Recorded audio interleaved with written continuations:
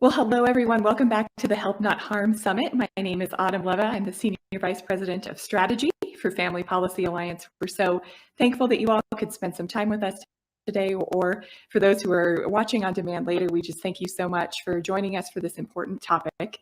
I would just like to remind everyone, please feel free to comment, to like, definitely to share. We know that there are parents out there who are seeking this important information for their children, or grandparents for their children and grandchildren. So we want to make sure that the information is out there and available to those who need it.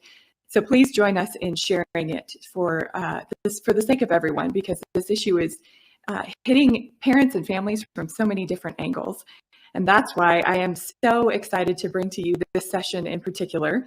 This session that you're tuning into is called Gender Dysphoria, What Parents Can Do. And I think it's absolutely critical. This session is absolutely for everyone, but it is especially for those families who may have loved ones who are actually struggling with gender dysphoria and need help, and they aren't sure where to turn, or perhaps the only resources they're seeing are ones that would encourage children to change their bodies in drastic ways. And so we want to make sure to bring information to you and your loved ones here today during this particular session. Again, it's Gender Dysphoria, What Parents Can Do. We've received lots of questions from parents who are struggling with this very thing, or perhaps their children have friends in school who are struggling, and they want to know how to love these children well and walk with them through the struggle while not pushing them to do very harmful things to their bodies. That's what this session is all about. We know that this is the hard season that some parents can find themselves in. I am a parent now as well, and I cannot imagine the struggle that would be. And so we really want to take the time to provide those parents who need it with that kind of information today. We've invited two women who are experts, leaders, and parents themselves to come and bring you this information. And we're just so thankful that they could both be here and really bring to you a level of expertise. And so what I would like to do now is introduce to you both of our panelists today, who will be sharing with you from their different areas of expertise. So the first is Dr. Michelle Cretella. She is a pediatrician herself, a mom, and the executive director of the American College of Pediatricians, and a dear friend of the Family Policy Alliance. She's consulted and been on live with national media outlets. She is a peer reviewer for the Journal of American Physicians and Surgeons, and serves on the advisory board for the Alliance for Therapeutic Choice and Scientific Integrity. And she's a member of the John Paul II Academy for Human Life and Family. So she just brings with her a wealth of experience and expertise in her field. Second, we'll have Maria Keffler. Maria Keffler is a parent herself as well, and a teacher, and the co-founder of Partners for Ethical Care and the Arlington Parent Coalition in Virginia. She writes, speaks, advocates on parents' rights and children's protections, and her work has also been featured in many national media outlets. And we're just so pleased to welcome them both with us today. And Dr. Cretella, I'd like to start it off with you and turn it over to you to talk about the medical side of things and what parents know, how they can best help their children. So with that, Dr. Michelle Cretella.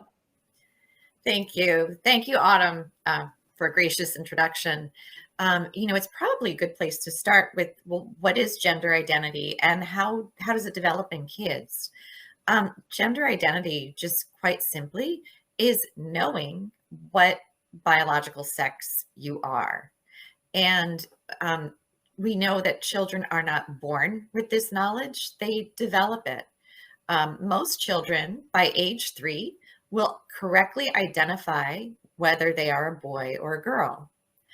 But it's not until age 7 that most boys and girls understand that a boy grows into a man and a girl grows into a woman.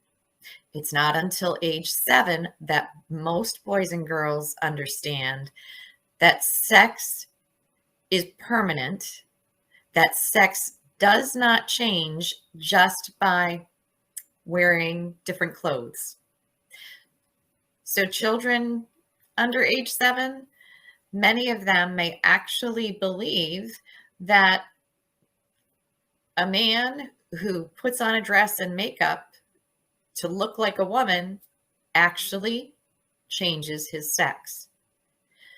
So gender identity simply refers to forming the knowledge of your biological sex, understanding that you are your body and that your biological sex never changes, that boys grow into men and girls grow into women.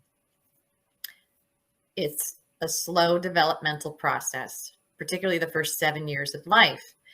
This is why it is so important for parents to protect their children's cognitive and psychological development. You must be very vigilant about all the media that comes before their little eyes and ears. So, for example, in preschool, it is very common to have teachers reading gender-bending books to their preschool classes, or in public libraries to have drag queen story hours. Think of this as propaganda, right? It's a lie to tell a child that they might be trapped in the wrong body. And it's a very dangerous lie, because children that young will come to believe it. And then they will never understand, never be able to trust the physical reality of their bodies. And think about it. If you can't trust the physical reality of your own body, and if you can't trust your parents to tell you the truth and nothing but the truth about your own body, who or what can you trust? So coming to helping our children to embrace their bodies from their youngest ages, to see their bodies as good and beautiful, is critically important to their ability to develop reality testing. It is a big deal. So now you might ask, okay,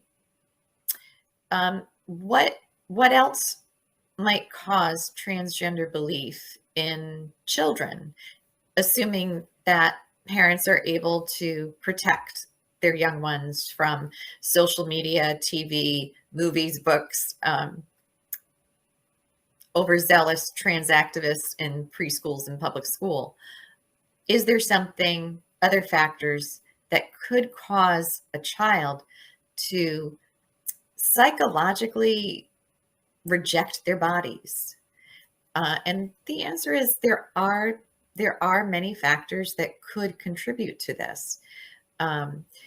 We know that children who have, for example, ADHD, autism spectrum, and other psychological illnesses such as severe anxiety, severe depression,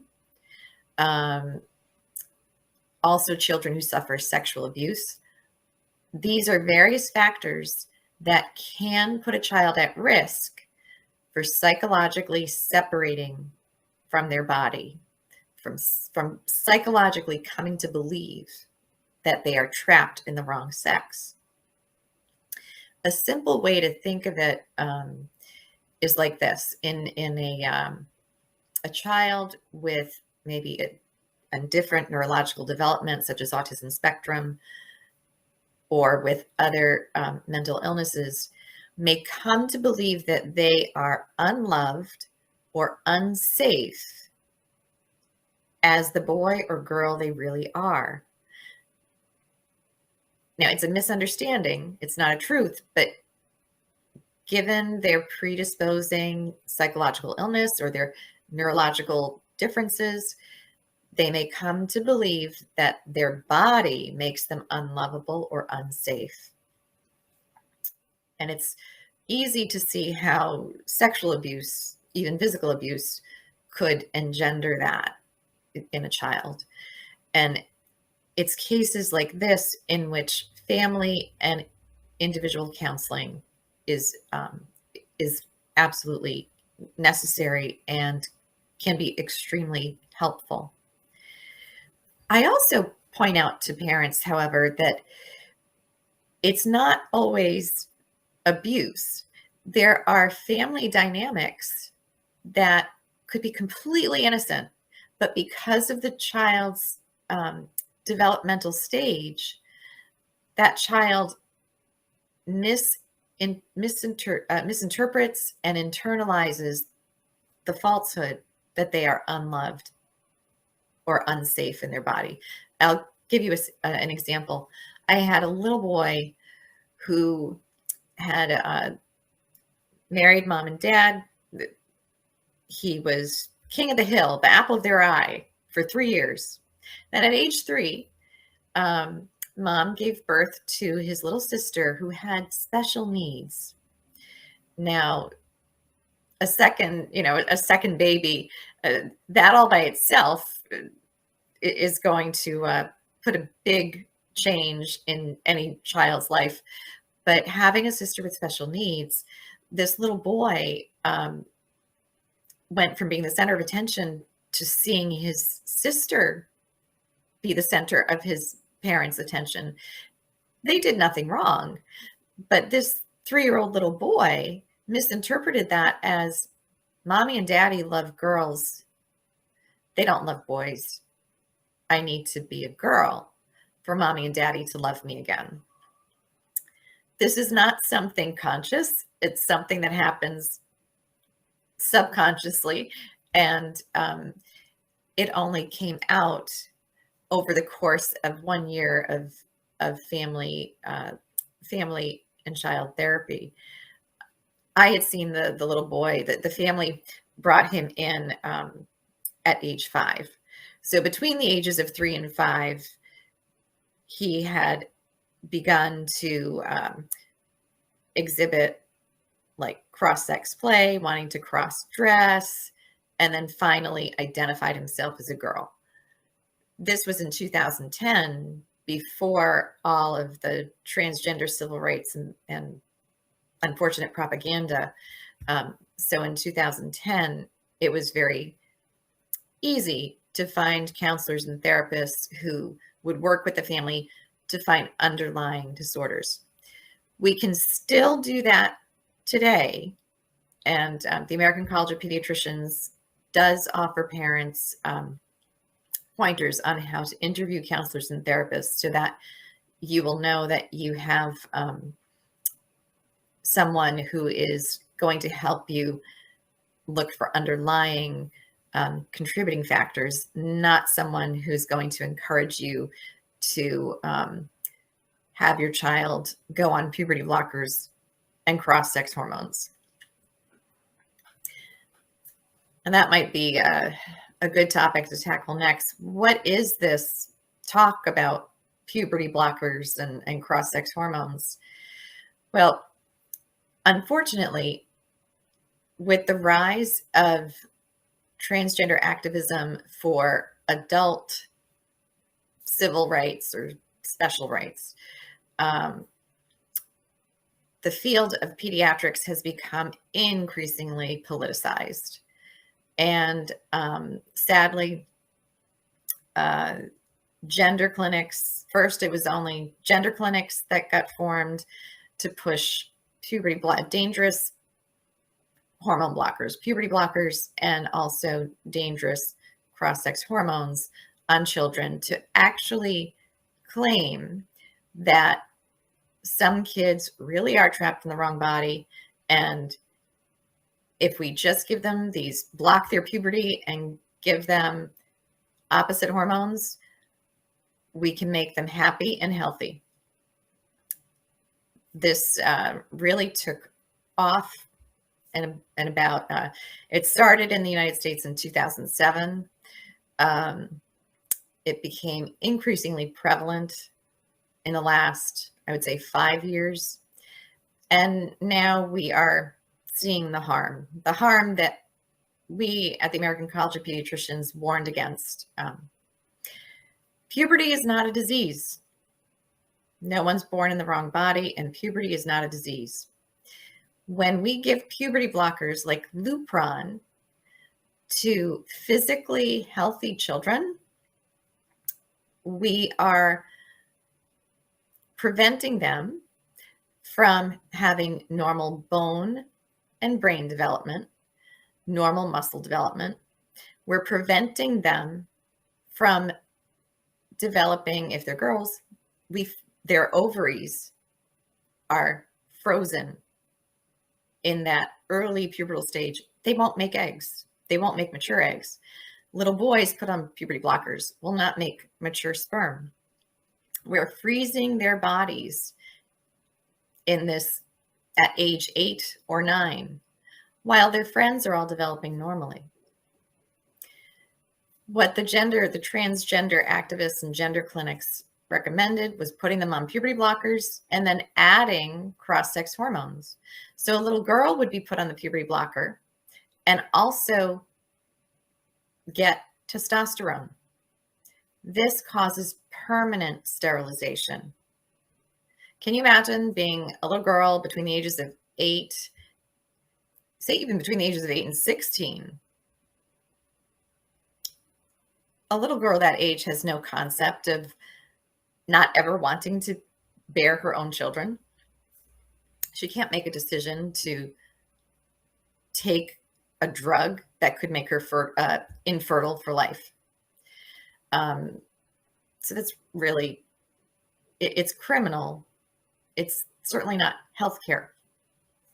And similarly for young boys between the ages of 8 and 16, they cannot make that decision. They would be put on puberty blockers and then have estrogen added, which would destroy their sperm.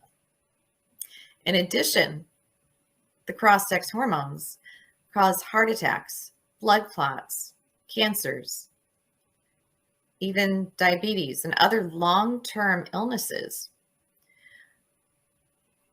Why would anyone do that to any child when we know that prior to all the transgender activism, all the adult transgender activism, prior to indoctrinating children through social media and the schools, kids who felt that they were trapped in the wrong body, the vast majority, up to 98% of gender confused boys and up to 88% of gender confused girls. So the vast majority of those kids, prior to the propaganda, would come to embrace their bodies by young adulthood. They could be helped, they could be guided through their childhood and teen years and come to embrace their bodies and emerge from puberty and adolescence physically whole. Sadly, now we are seeing many, many young women and also some young men in their late 20s, mid to late 20s, who were transitioned as young teenagers. And they're deeply, deeply angered and distraught now because they realize they were lied to. They realize that in their teen years, they did not have the life experience or the cognitive maturity to make such a permanent and harmful decision. They now realize they were born their biological sex and they will always be their biological sex. But now these women who underwent puberty blocking and testosterone, many of them also underwent double mastectomies. So from the drugs, they are infertile. They have a permanent 5 o'clock shadow, so they're always shaving. They have a permanent enlargement of their Adam's apple. They have a permanent deepening of their voice, no breasts. These are devastating consequences. For the young men, similarly, they are finding themselves infertile. They have a more feminized appearance. They lost height. They have increased fat deposits. These young men and women are in what they describe as almost a state of limbo because they feel like they're neither men nor women now. They've been gravely damaged. But the other side will say, oh, they will tell this to parents all the time. If parents bring their young child or even their teenager who thinks they're trapped in the wrong body, so-called gender experts will tell the parents, unless you affirm your child's transgender identity and put them on these drugs, they will kill themselves. Again, this is a scare tactic. It is a lie. It is not true. The vast majority of children, as I said, desist. They get better when we accompany them through their challenges. They don't kill themselves. They get better. And what's worse is that we do have evidence now that the puberty blockers like Lupron and the cross-sex hormones worsen mental illness, worsen depression, worsen anxiety, increase aggression. And there are several long-term studies in LGBT affirming countries to show that when adults undergo the medical and surgical interventions, the suicide rates in those transgender adults are up to 19 times greater than the general population. No. Blockers, hormones, and surgeries only benefit the big pharmaceutical companies and those who are doing the surgeries. They do not benefit our children. This must stop. So where could parents go? Where can parents go for resources? We talked a little bit about how to try and prevent and prevent this from developing in your children. And a lot of it has to do with vigilance about their environment, friends, especially media, social media, etc. But where can parents go for some resources if they are dealing with this tragedy in their own family? I encourage you to visit the American College of Pediatricians website, Best for Children, ACPEDS is on the screen, acpeds.org. If you can't remember acpeds.org, you can always go to bestforchildren.org. And in addition, I can't say enough about Partners for Ethical Care. Just a phenomenal organization. They have several books co-authored by Dr. Erin Brewer, and Dr. Maria Keffler, who you will hear from shortly. Absolutely phenomenal guides for parents, as well as endearing stories for children.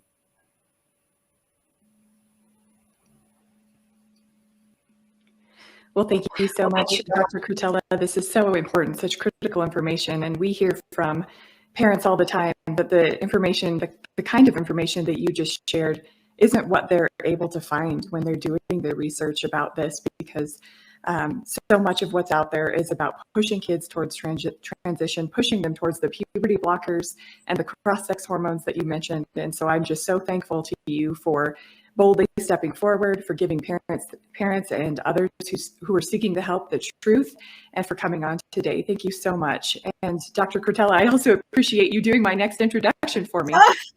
We have Maria Keffler coming with Partners for Ethical Care. We're excited to hear from her and the resources that they've produced to equip parents. So Maria, would you please speak with us about what parents can do, how parents can be helped, and the resources that Partners for Ethical Care has. Thank you so much. Thank you so much, Autumn. And thank you, Dr. Cretella. I learn something every time I hear you speak. I want to correct one thing that Dr. Cretella said. I am not a doctor. I don't have a PhD, but I've been working in this area from the perspective of a teacher and someone with a background in educational psychology. And really seeing what's happening in the schools, what's happening to kids, it's heartbreaking. Everything Dr. Cretella said about the medicalization of children is right on. It's what's happening. And what's happening in the schools, before I start talking to parents about what you can do, I want to explain what's going on in the schools. They are teaching kids gender ideology from the youngest grades. If it's not in your school yet, it's on the way. This is coming down from the National Education Association. This is a strategic drive to teach kids to question their gender identity, as Dr. Cretella explained. What's happening is, so mom and dad taught their children that boys have a penis and girls have a vagina. And then that child goes to school and the school says, oh, that's not true. Boys can have vaginas and girls can have penises. And that sets up a situation where a child has to decide, who do I believe? Do I believe my teacher? Do I believe my parents? That's a terrible, terrible thing to do to a child. Schools should not ever be undercutting parents, what they're teaching their kids. Even if there were any truth to this ideology at all, setting a child up to have to decide whether they believe their parent or not is a hideous thing to do to a child. So parents need to be aware that that's happening. I want to speak to kind of two situations today. There are parents who are dealing with this in their families. They have a child who's come home who said, I'm transgender, I thought I was a boy, I'm actually a girl, or vice versa, or I'm non-binary. There's all kinds of ways this can present. But even the rest of us, every single parent needs to understand that your children are being taught this in school. So how can families kind of get ahead of this or prepare their children for indoctrination? I used to be a proponent of public schools. I sent my kids to public school until just 3 years ago when I pulled them all to homeschool. I sent my kids to our neighborhood school. I've always been a proponent of you go to school where you live, you neighbor with your neighbors. I no longer feel that public school is a safe place for kids, but I recognize that not everybody can pull. Not everybody can afford private school. Not everybody feels able to homeschool. So if your kids have to remain in public school for some reason, there are some things you can do to prepare them for this. My sister-in-law worked for a credit card company for a long time, a lot of years. And she said that credit card companies work really hard to get 18-year-olds to adopt their credit card because they know that your first credit card you're very loyal to. And when we think about what we've taught our kids, and even what we've learned ourselves, that first thing you learn is so often that thing you hold on to. And so when we're sending our kids to school, we're the first voices that they hear from the time they're small children. Even as they grow older, we're often the first ones, or we should be the first ones, presenting information to them. And I have another friend who grew up in communist Croatia, and she's a Christian. And she told me, she said, when we went to school, we knew that we were going to receive anti-Christian training.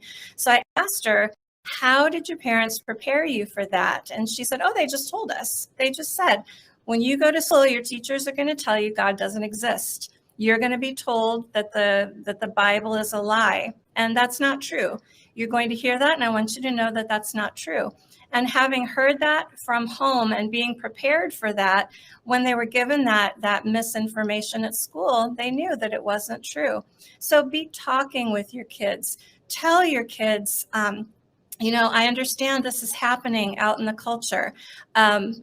This is what I want you to know, what we believe. I want you to know what science says. I want you to know what the facts are before you go to school and encounter things that may not be true. Critical thinking is a skill that unfortunately we have really lost, I think, in the public education system. How do you look at a bit of information that you're given and decide whether it's true or not? And we need to be teaching our kids how to do that. Let's look at the facts. Dr. Cretella mentioned the suicide threat. which is so common. As soon as a child comes out and says they're transgender and non-binary, parents take the child to the pediatrician, to the school counselor, to the therapist, and mostly what's heard now is, do you want a live son or a dead daughter? Do you want a live daughter or a dead son? If you don't affirm this, they're going to commit suicide. That's not true at all. And when you start digging into the supposed research that undergirds this, there is none. There is no research undergirding this. Suicide is a particularly difficult thing to study. If you think about it, where do you get suicide statistics from? Really, the only suicide statistics we have are like rates of suicide based on ages. Like we know right now suicides among younger kids is growing. So we can look at that data and say, yes, that is something that happened, and we have, real hard data backing that up. How do you predict who's going to commit suicide?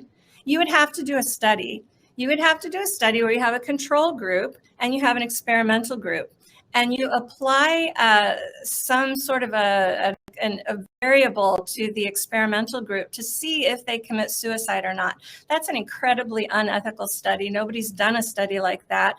The IRB, the board that approves human research studies, would never allow that to happen. So to be able to say, oh, children are going to commit suicide if they're not affirmed, that's never been studied. It can't be studied. And when people do commit suicide, we do not generally know why, unless they left a specific note saying, I have committed suicide because na. And most of the time we don't have that. So all we have are best guesses. I didn't mean to go off on that tangent, but that's one of the things I really want parents to understand. You need to dig into these things that your kids are being taught. Help your kids question these things that they're being taught at school, because they don't stand up. Anything that they're being taught about gender ideology and the culture and social media in school, it does not stand up to scrutiny because it is entirely untrue. So if your family's not going through this yet, those are some things that you should be doing. Prepare your kids for school. Teach them how to ask hard questions, and not just about gender ideology, but about everything. Especially as our kids start getting into middle and high school, they are questioning everything, and that's appropriate. And they're questioning what you taught them, and that's appropriate. We want them to be coming to their own sense of what's true and what's real, not just believing it because we told them, but to really be able to dig in, ask critical questions, and understand why things are the way they are and why they believe what they believe. But now let me address, if your family is dealing with this in your home, you have maybe a niece or a nephew who's dealing with this, I want to tell you it's hard. I've talked to hundreds of parents who are going through this. It's a nightmare. It's one of the hardest things a lot of families have ever been through. So cut yourself some slack. You're not a bad family. You're not a bad parent because this happened to you. This is what's being strategically put upon our children, and kids are being led down this path. If this is happening to you, I loved what Dr. Cretella said. She said most kids will come through this and align with their birth sex when we accompany them through their challenges. I love the way she said that. Accompany your child through this. One of the things that we want to do with kids who are suffering this is figure out what happened and why.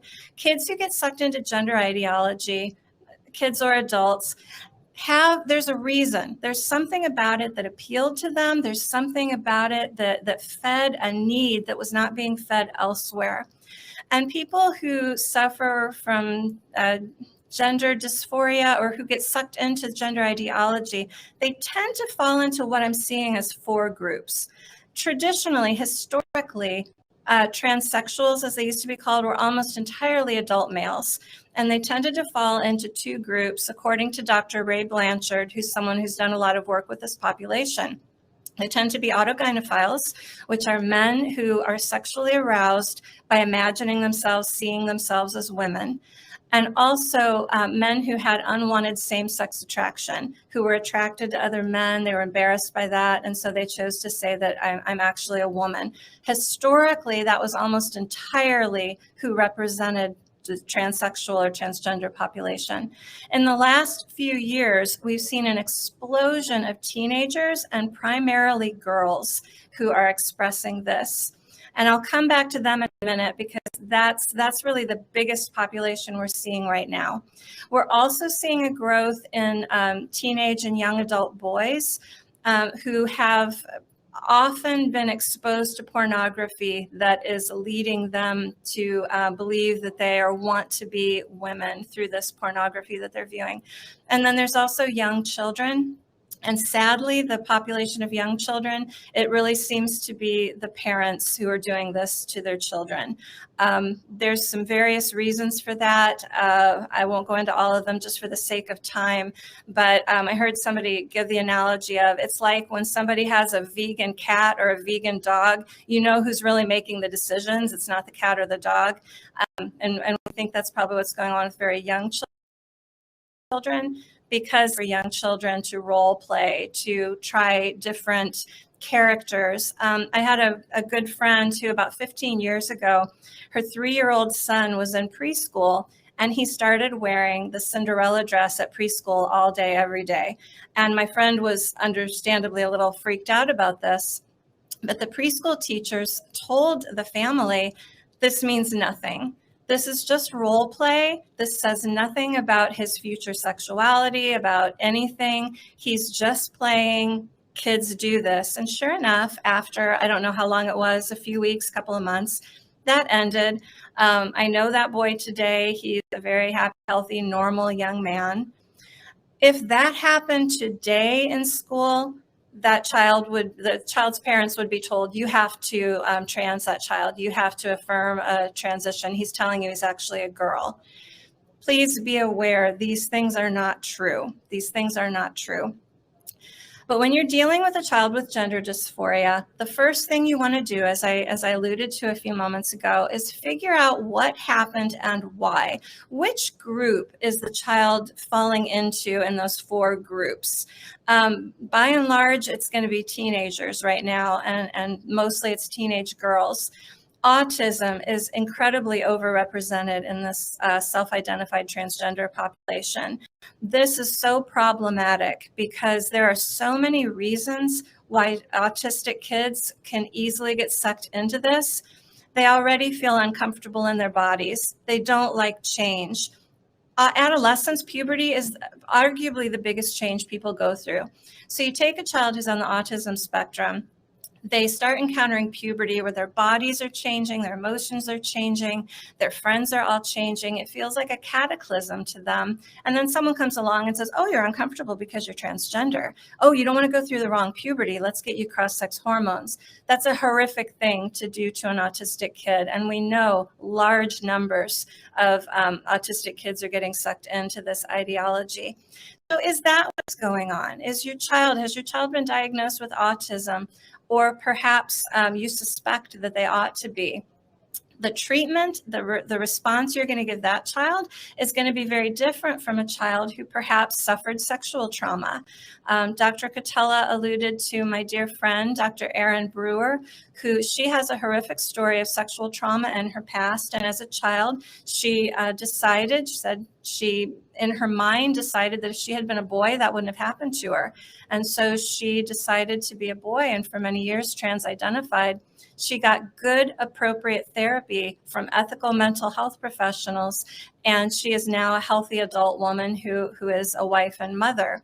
And she's fighting very hard to prevent these therapy bans, which prevent therapists from giving children the kind of therapy she got. So looking at why your child may have gotten sucked into this and figuring out what is the weakness, what is the problem that makes gender ideology seem so attractive. That's the first step.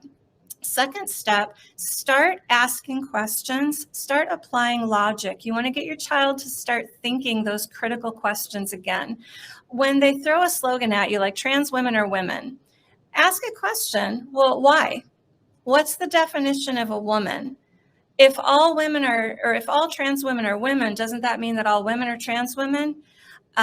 When you hear things like Some of the things that they'll tell you, I've always known that I was the opposite sex. I just didn't want to tell you. Well, ask questions. What makes you think that you're the opposite sex? If your body is saying that you're a female, what makes you think that you're a male? How do you know what it feels like to be a male?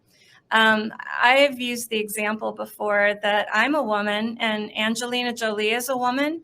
I'm pretty sure Angelina Jolie's experience of being a woman is a lot different than my experience of being a woman. I have no idea what it feels like to be her. I have only experienced life from my own perspective. So asking those critical questions, those difficult, challenging questions, but doing it with love, doing it with gentleness, walking alongside the child and just trying to reawaken their mind.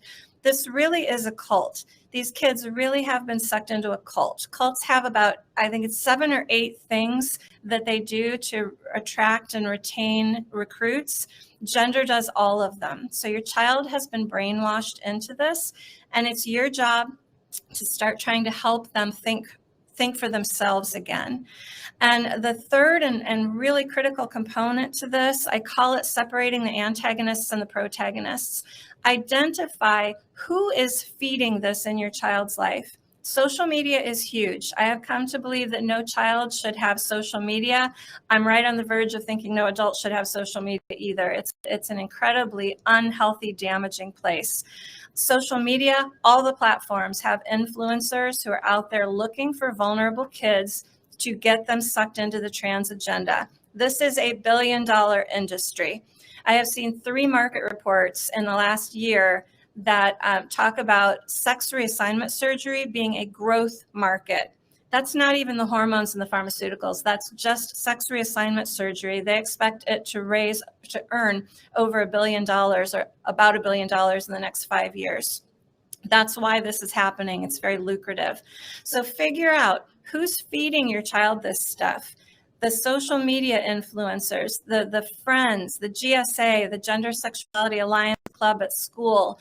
These are all places kids are getting sucked into this. Try as hard as you can to cut off as many of those negative influences, those antagonists as you can, and surround your child as much as you can with protagonists, people who are speaking truth to them. Try to get both parents on the same page. That's so powerful, having both mom and dad, and if there's any step parents involved, trying to get them all saying the same thing. If you have a house of worship, a faith place that believes in biology and believes the truth about maleness and femaleness, get your child in there. You want to try to surround your child with a village that's going to be protective and truthful, and try to keep the antagonists away from your child. This is a hard thing. I want to reiterate that again. This is a really hard thing for families to go through. Whether you're dealing with this from the perspective of having a child of your own that you're struggling to help, or if you're just looking at this and saying, you know what, I want to know how to protect my kids and how to gird them against this in society. There are resources out there to help. I really recommend Dr. Cretella's organization, American College of Pediatricians. They have some wonderful resources. Partners for Ethical Care has resources. Please reach out if we can help you in any way, because we just want to protect and save every child that we can. So thank you for the time that you've given me today, and thank you to everyone who is protecting children. Thank you so much, Maria, and thank you so much for your boldness in speaking out and providing resources to parents, to your fellow parents, and starting not just one, but 2 organizations. You are an inspiration, and we are thankful for you. And I love that you and Dr. Cretella both closed with resources, because that's one of the questions that we at Family Policy Alliance get the most from parents and grandparents. What are the resources out there? Because again, most of the resources that they're seeing are ones that are pushing their children towards transition. And so I just want to mention again briefly, American College of Pediatricians, that's Dr. Michelle Cretella's organization. We encourage you to go there. We encourage you to seek out their help in finding the right kind of counselor or therapist for your child. Partners for Ethical Care has a ton of resources available, and they can walk this road with you. And then there's 2 resources that I want to mention in closing for parents and families who are facing this, or who sort of want to head this off before it happens, and that is Back to School for Parents. It's a guide for parents. We're usually talking about equipping our kids to go to school, but this is for parents so we can equip ourselves. And it's a room by room guide in how to protect your child in school, talking about the sports field, the counselor's office, the classroom, walking through, talking about what your rights are as parents, red flags to watch for, how you can respond. So we encourage you to check that out. That will be posted in the chat for a link to that. But if not, you can find it on Family Policy Alliance's website. That's been endorsed by the American College of Pediatricians and many other wonderful organizations that we partner with. And then finally, there is a gender resource guide that is specific to the transgender issue. And it goes deep into these specific issues surrounding that one big transgender issue bucket. And that's available at genderresourceguide.com. Again, link will be in the chat. You can download that as well and equip your family with how to respond. And so with that, I will close and just say thank you so much for watching and for sharing the time with us. It's so important. We hope that you feel more equipped as a parent to address these issues with your family. And please continue watching, and please continue posting questions as you're watching these sessions. Even if your question doesn't get answered during the session, we are always happy to answer those questions afterwards. We often do special videos to answer certain questions that come in from parents when they're really good or they're really prevalent. So we would love to answer your questions. So please feel free to participate and engage. And with that, I will say thank you for joining us for this session.